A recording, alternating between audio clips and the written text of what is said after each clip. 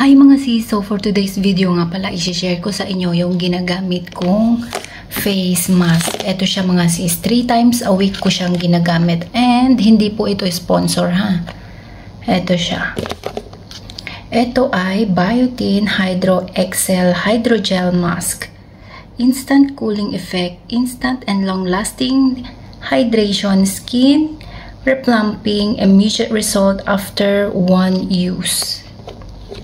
And then, yung isa naman po, ito ay nabuksan ko na. Ito naman is Biotin.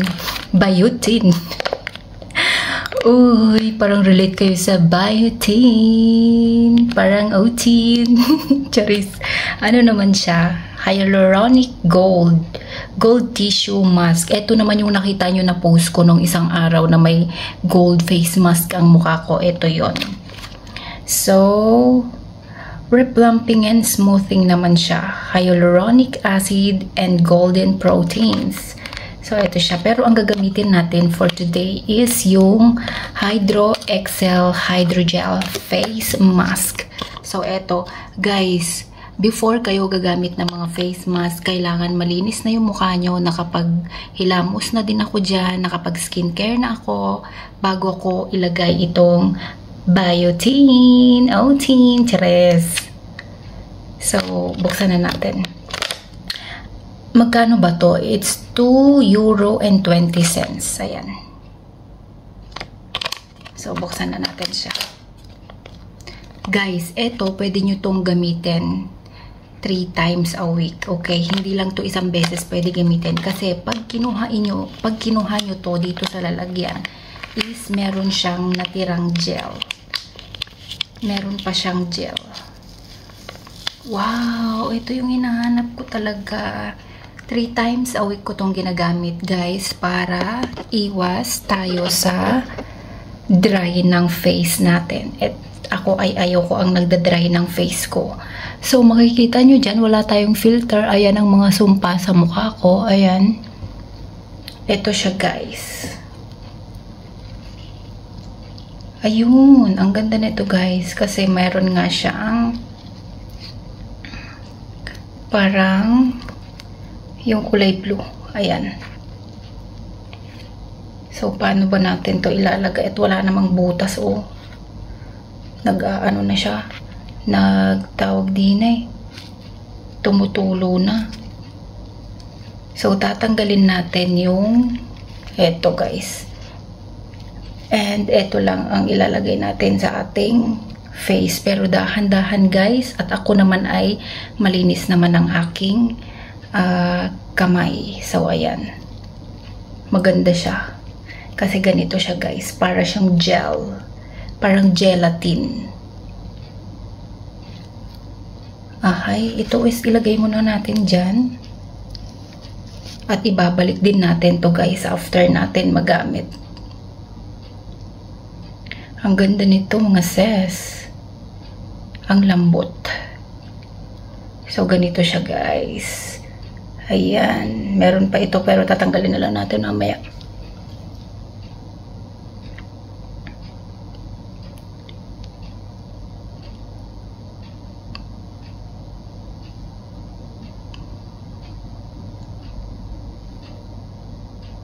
Tanggalin natin yan. Hindi ko maano kasi yung kuko ko baka mabutas siya.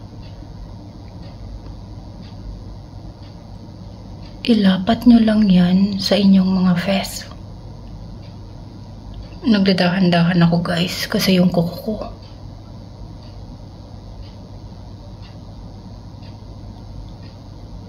Ganito siya. Napakaganda. Ang ganda, guys. Promise. Dapat iuusog, ilalapat nyo yan talaga sa inyong mga face lock. At nahirapan ako dahil nga sa aking kuko.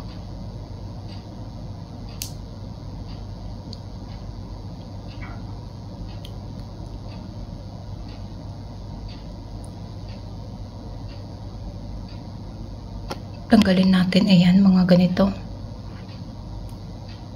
And guys, pwede nyo pa itong gamitin after ninyo. Ilagay nyo lang siya ulit sa kanyang lalagyan. Ala, nasira na siya oh. Sobrang lambot kasi nito guys. Kailangan wala kayong kuko pag naglagay kayo sa mga fest ninyo kasi ang dali niyang masira. Kasi nga sabi ko sa inyo, para lang siyang gelatin na nilalagay sa inyong mga fest.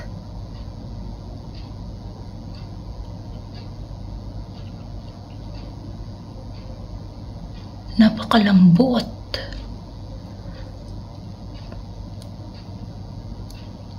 Patutuyuin lang natin to guys. Diyos ko, naglagay na ako ng ganito. Hindi pa ako uminom ng gamot ko. So, ganyan lang siya. Hayaan lang natin siya kusang matanggal at matuyo. And then after, pwede na natin ulit siyang ibalik sa kanyang lalagyan para bukas naman.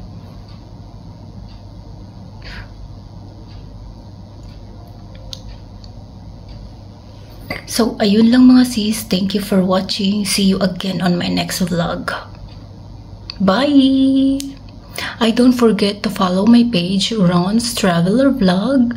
Ayan, thank you sa mga sharer and sa mga engager. Maraming salamat. Hanggang dito na lang. Bye! Thank you!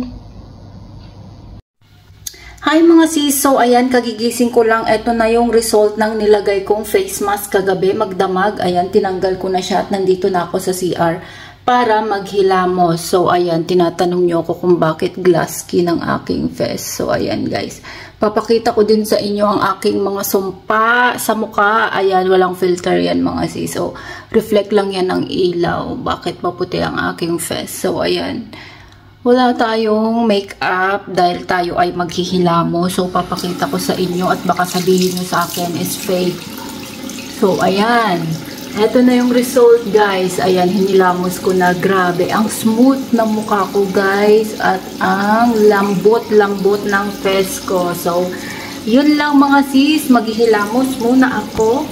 So, bye! Thank you for watching. Don't forget to follow my page, Ron's Traveler Vlog. So, maghihilamos muna tayo mga sis. So, bye muna! Hi mga sis! Ayan, paglalawayin ko na naman kayo dahil for today's video is kakain tayo ng maasim. Cravings na naman tayo sa maasim na mangga. Kung nung nakaraang araw, pinaglaway ko kayo ng pomelo. So today, paglalawayin ko naman kayo ng mangga. So, ayan, enjoy watching kayo mga sis. Ganyan ako kumain at ganyan ako katakaw sa maasim mga sis. So, ayan, enjoy watching. God bless you! Hello mga sis! So for today's video, kakain naman tayo ng mangga. So ayan, nung isang araw, kumain tayo ng suha or pomelo. Tapos ngayon, paglalawayin ko naman kayo ng mangga. So ngayon, ang ating sausawan is bagoong and pinakurat. So ayan, maglalagay tayong suka. Ayan, pinakurat na suka. Medyo maanghang-anghang ito. And then, maglalagay naman tayo ng bagoong na isda. So bagoong balayan. Ayan. Uy, sarap. Naamoy ko na yung amoy ng suka. So, lagyan naman natin ng bagoong konti. Nakakamiss guys. So, sabi ko nga sa inyo, nakahanap ako ng mangga kanina. Ay, naglalaway na ako. So, eto na ang ating mangga. Lalagay ko dyan. At eto ang ating sausawan. Ano? So, ayan. First bite mga sis. Hindi na siya hindi siya, ang tawag dito, hindi siya hilaw, medyo na siya, maniba, parang pahinog na. Kaya hindi na siya crunchy. Pero dahil nga nangangasim ako, so ayan, kakain tayo ng mangga. Pagtitiisan na lang natin ito.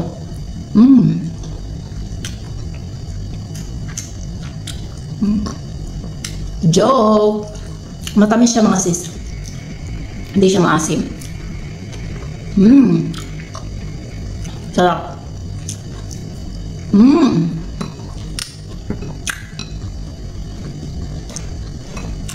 Walang katril-tril mga sis kasi hindi nga siya maasim.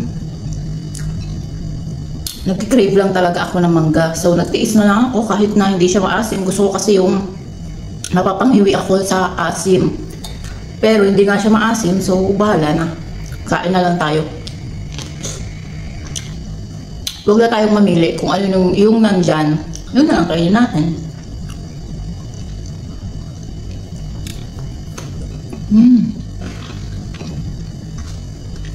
Ang sarap.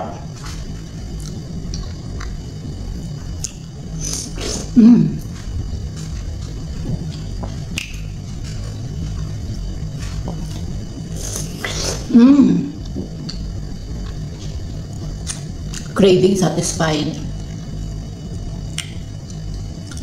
Green siya, akala ko nga tawag dito. Hindi pa siya pahinog, pahinog na pala. Tapos ang tamis-tamis pa.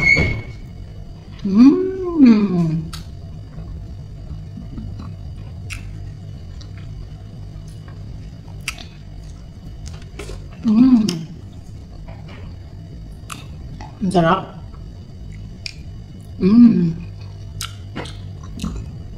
Bilis ko kumain, ano?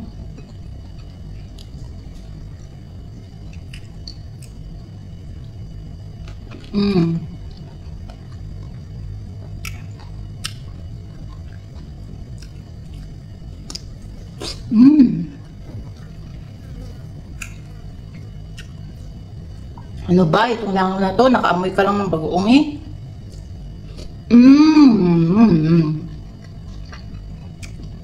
Ito na yung pinaka-exciting part, guys. Naghugas ako ng kamay. Ang buto ng mangga.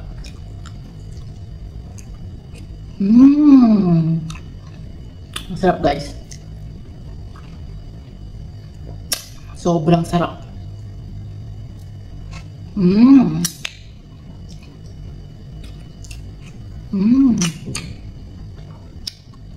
Masarap.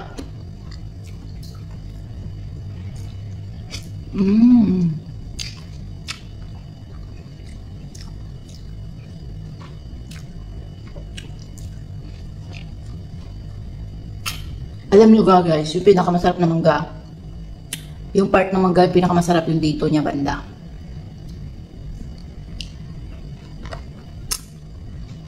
Sarap.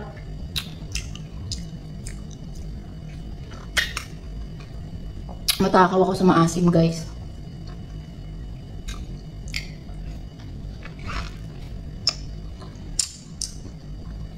Kaya ko umubos ng 20 pirasong mangga.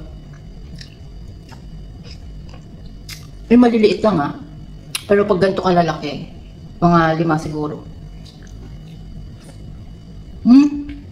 Gabi na, may langaw pa.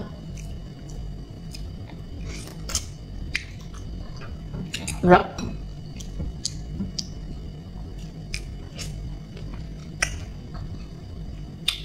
So ayan na, guys, ubos na natin.